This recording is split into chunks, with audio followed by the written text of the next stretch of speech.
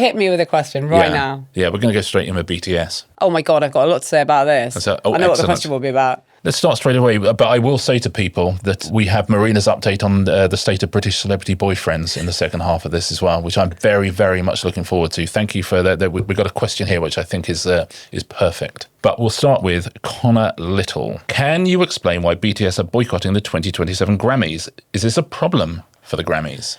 Yeah. I do not blame BTS for this. Okay, we did it on the podcast. They're back. They back off their national service. Yes, the boys, and they have an album called Ararang. But the Grammys have brought in an Asian pop category to sort of ghettoise them into, I think. The Rest is Entertainment is presented by Octopus Energy. Now, show business is full of people who start out as one thing, but then take on some completely new role that completely eclipses it. And before we get on to how Octopus Energy has done that, a few examples. There are people who start out, in bands, as singers, as actors. A good example would be Victoria Beckham. She started off in a band, Richard. Huh. She was in a band called the Spice Girls. Okay. You're going to tell me next that David Beckham used to play football before he became an advertising guy. They have earned far more from their second careers, these businesses they've built up, than they ever did in their first ones. So the idea that she's a singer, that gets her through the door, gets her known, the culture knows who she is. She then thinks, I'm going to see if I can do something else. And she has the audience who, if she does it well, goes along with her. But do you know what it reminds me of a lot? Tell me. It reminds me of Octopus Energy, because Octopus Energy has also outgrown its own introduction. It's the UK's largest energy supplier, but is now also one of the country's biggest installers of heat pumps, solar panels and batteries. The list even reaches the driveway, with a major electric car leasing business as well. We know that there are the Latin Grammys. That's something totally separate. We're talking about the kind of primo main Grammys that is the OG Grammys. And they've put a Latin category in, an Asian category in. And as a result, BTS have said, we have decided not to enter the Grammys this year. I hope the music can be heard and loved for what it is, rather than being divided by region or language.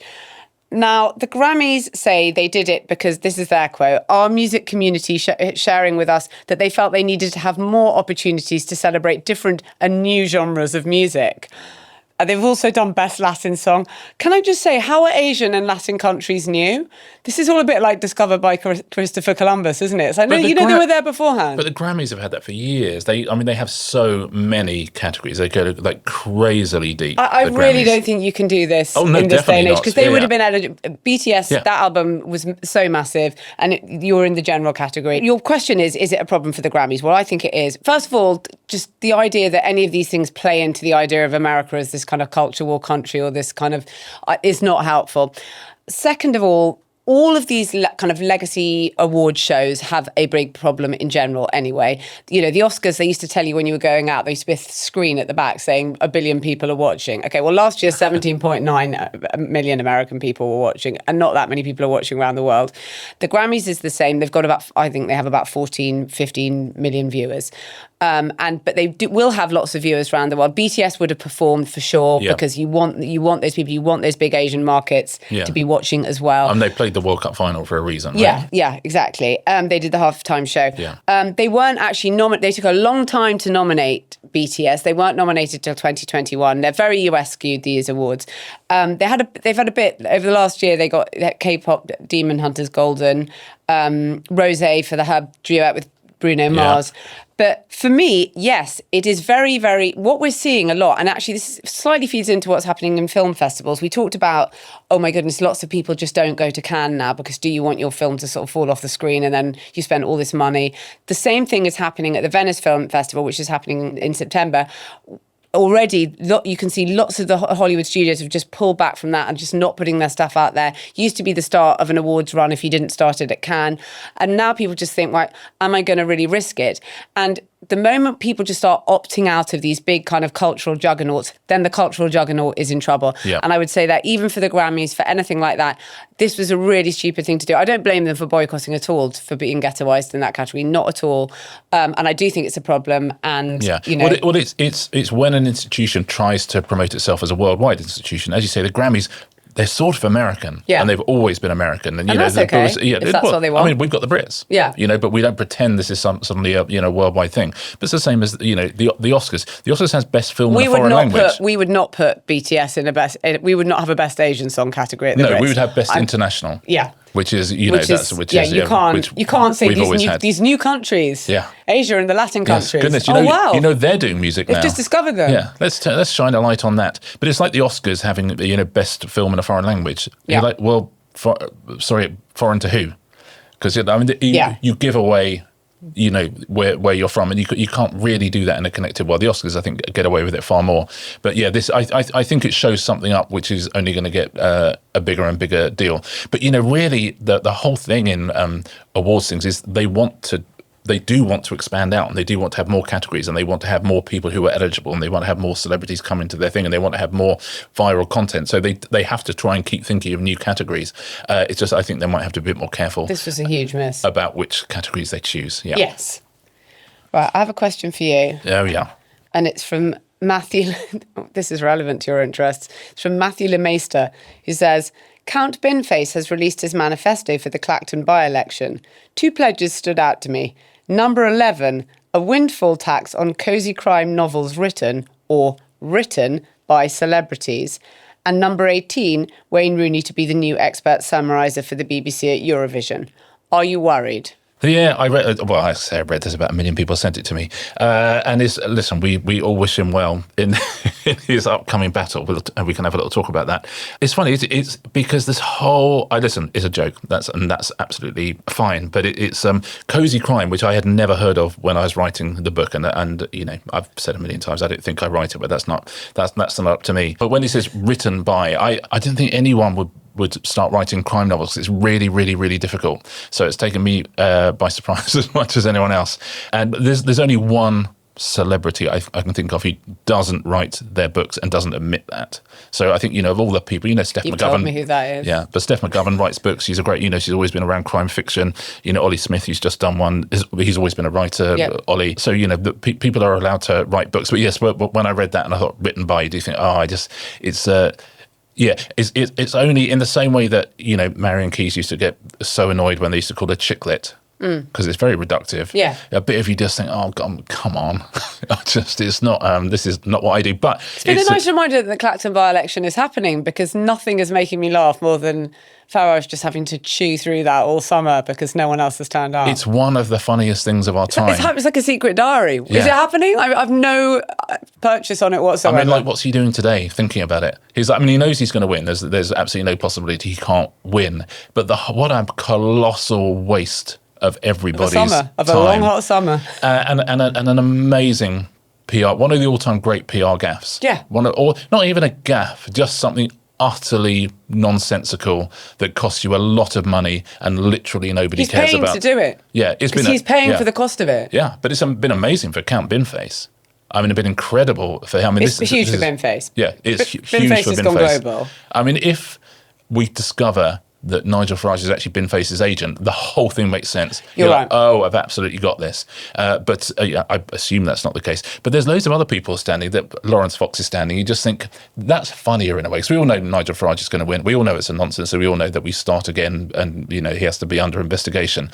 But, Lawrence Fox trying to get publicity from it and being massively beaten by a bin is almost funnier. But I'm just unaware of it even happening, and I write about politics. It's like that thing people just used to say, just put them in the Big Brother house but don't film them. Yeah. That's what's actually happening now, but in Clacton. Yeah. It's like politics is happening, but no one can really engage with it. The people of Clacton must be thinking, this is absolutely mental. Absolutely, yeah. Yeah, but quite fun to have Binface go around and visiting factories and what have you. But yes, I did see this cozy crime thing. It made me think about that whole term, because it irks me a little. But it's okay. So hopefully cozy crime goes the same way as chicklit. But listen, if I can help out with Count Binface's manifesto, then I'm very, very happy to do it. As for Wayne Rooney at Eurovision, oh my God, yes, please, all the way. I mean, why not, right? Why not? I mean, that would be quite something up there with Graham. I think him and Colleen should both do it. I'd like to see if they can work together. Maybe they should enter. But yeah, cozy crime is a fascinating phenomenon. As I say, I didn't invent it. It's nothing to do with me. I just write hopefully funny crime books. But in the wake of it, suddenly just this wave of books with very, very, very similar covers, and which, listen, I get it. And if they were really selling, I'd get it. But then, just week after week, stuff comes out. You think, oh, that didn't sell. I can see the stuff that's selling, and it's romantasy, and it's there's some brilliant literary novels out at the moment that are selling loads and loads and loads. And it's a weird phenomenon. But all films do it, TV does it, publishing does it.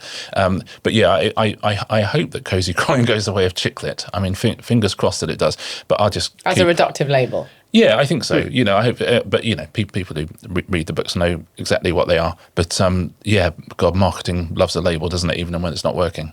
Hannah E has a question for you. She says, "I read that Jade Thirlwell and Jordan Stevens are rumoured to have broken up after 6 years together. The main clue being that they didn't post about their 6th anniversary, and Jordan wiped his TikTok clean of the videos they'd made together. Who is keeping tabs on all of this? Is it someone's job to continually check the social media of celebs and figure out who they've fallen out with or broken up with?" Well, Hannah, this is a good question. The question who's following this is absolutely unbelievable amounts of ordinary people, which is really interesting. We talked about before about Tattle Life and all those kind of horrible sites, but there is a whole lot of people. I've talked about OSINT, open source intelligence, and that if all these people who just followed what celebrities were doing were maybe put to work in the national interest, we would solve a number of sort of international mysteries, intelligence perils, all of this sort of thing. I wonder if MI6 are keeping an eye on some of these people, because some of them must be going, this guy is good. We've talked about recruiting people like micro-influencers. Just get these people to work for you. They've got apparently 8 hours a day to check who's following who. But funnily enough, I was trying to remember back when I was thinking about this question. I remember speaking to a journalist back in the day, honestly about 13 years ago, maybe, and he had commissioned a piece of software which showed him who was not following who anymore on Twitter or who was doing certain things. So AI can do some of this, but it actually can't do as much as you think. There are third-party apps which track this stuff, but it tends to be only your own account. But I will say that for an unbelievable amount of people, I mean, I often say to people, reality TV is like sport for women, and I'm not saying it because I like both, but as do I. By the way, but there are a lot of people tracking the equivalent of transfer rumours all the time, and they are watching influencers. If you look at now something like Mail Online, it's got masses of correspondents who just cover influencers and influencer beef because there's plenty of it. They interact a lot more. Real celebrities are kind of like becoming more boring. Well, I would say real celebrities, you know what I mean? Like legacy idea of celebrities. And there's lots and lots of that. And the answer is so many people are watching this stuff all the time, and they're just constantly flicking and seeing who's... AI can't do it for you, so it really is just ordinary people are that interested. And as I say, we have an army of... In the same way that Ukraine have co-opted all those PlayStation players to run their drone army, these people, God forbid we find ourselves in a third world war, but these people 100% should all work at Bletchley Park. Why not? Yeah, absolutely. It's the equivalent of people just looking out from behind the net curtains, isn't it? What's going on in the street? Yeah. It's that instinct. But they're devoting so many hours of the day to it. I mean, God bless them. Yeah. For doing good. I didn't know that Jordan Stevens and Jade Thirlwell were together. I'm so sorry you had to find out that. I know. Yeah, spoiler alert. Come on, guys. Right, should we go to some adverts so you can digest that? I would love that.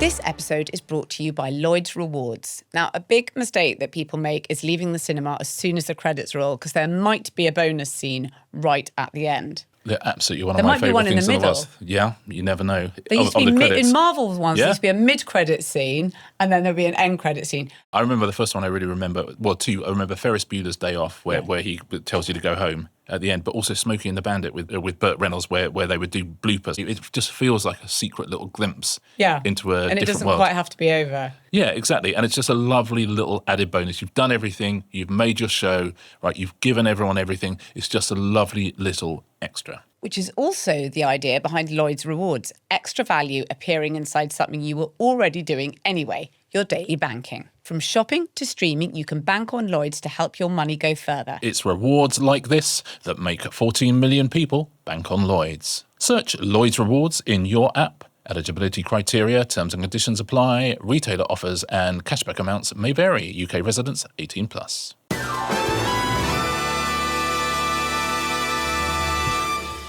Welcome back, everybody. Now, please, can I ask you this question from Elaine Campbell, Richard? Yes. Who says, I am reading A River Red with Blood by one of my favourite authors, John Connolly. In the book, a character won't go to a Starbucks as he will not drink their coffee. Is it okay for fictional characters to give bad reviews, or can an author ever be held accountable or threatened with a libel lawsuit? Thanks, Elaine. Well, firstly, John Connolly he's such a brilliant author. I recommend any of his stuff.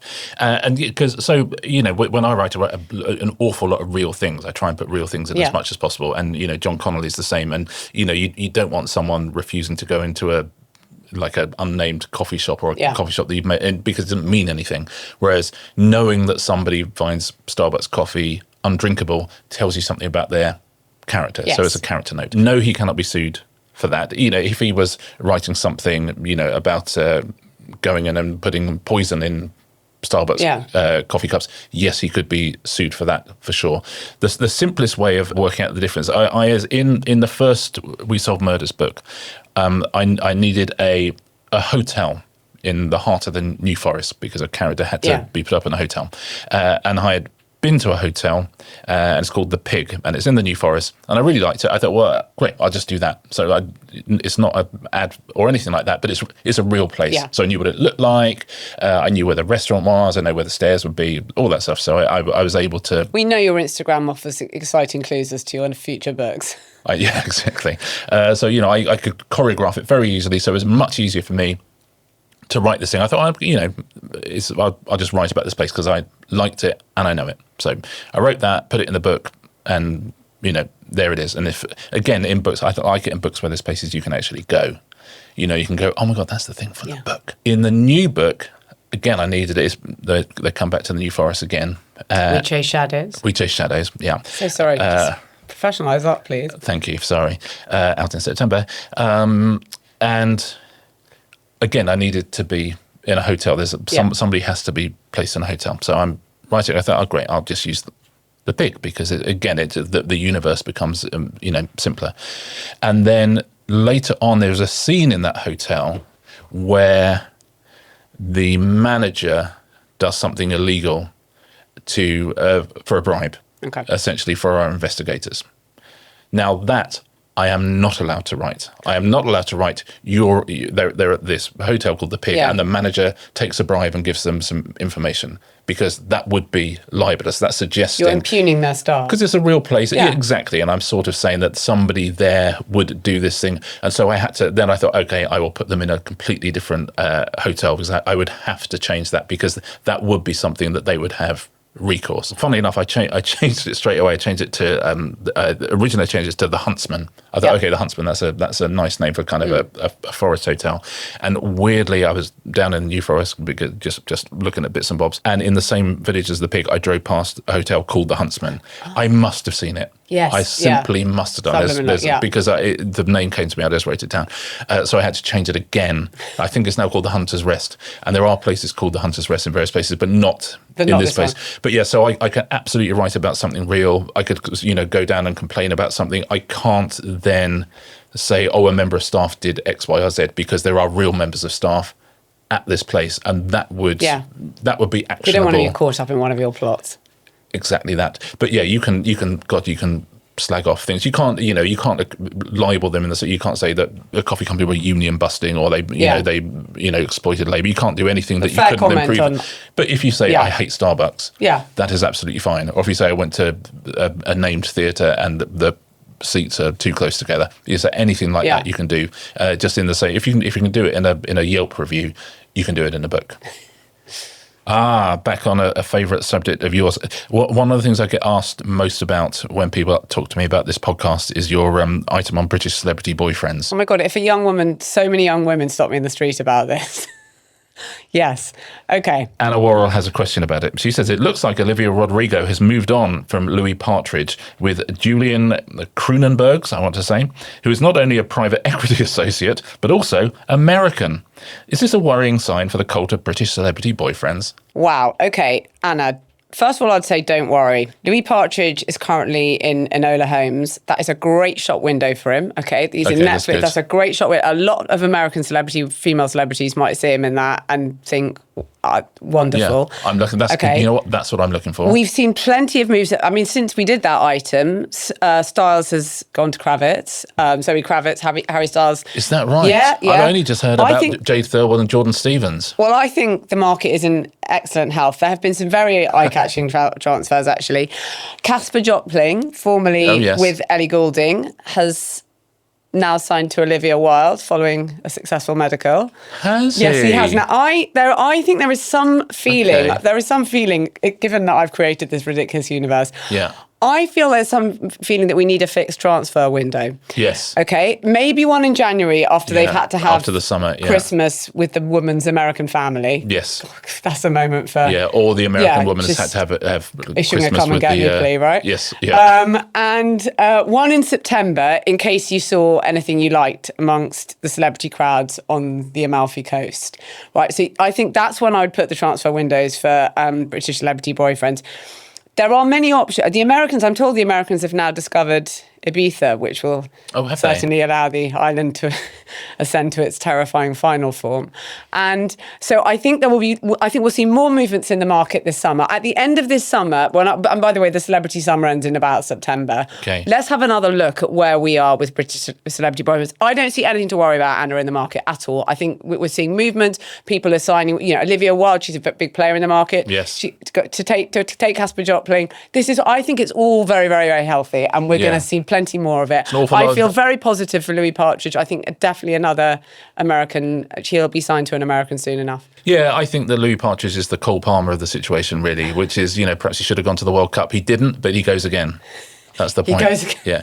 But it is, we've talked in previous Q&A episodes about why there are so many Brits in Hollywood, and we talked about, but we keep sending over our most handsome men to Hollywood to a group of women who have only had American men that they've grown up with. And then they come to London and they go to the pub and they do all those things. But scarves, you know how important I think the scarf is to it. I think that summer makes it a bit difficult. But the big scarf, because we're going to see it all back. Don't worry about it, Anna. It's all fine. The market is fine. The Brits come into their own in the winter, right? Yeah. The Americans are like a log fire rather than a Venice beach. Yes. Okay, that's very good news. And also, Tom Holland he flies the flag. I know he's not the archetypal British celebrity boyfriend. He's a British celebrity husband now. Yeah, he's a British celebrity husband. But my God, what a absolute exemplar of our country that man is. Absolutely. Yeah, that's a great marriage, isn't it? Oh, it's terrific. Yeah.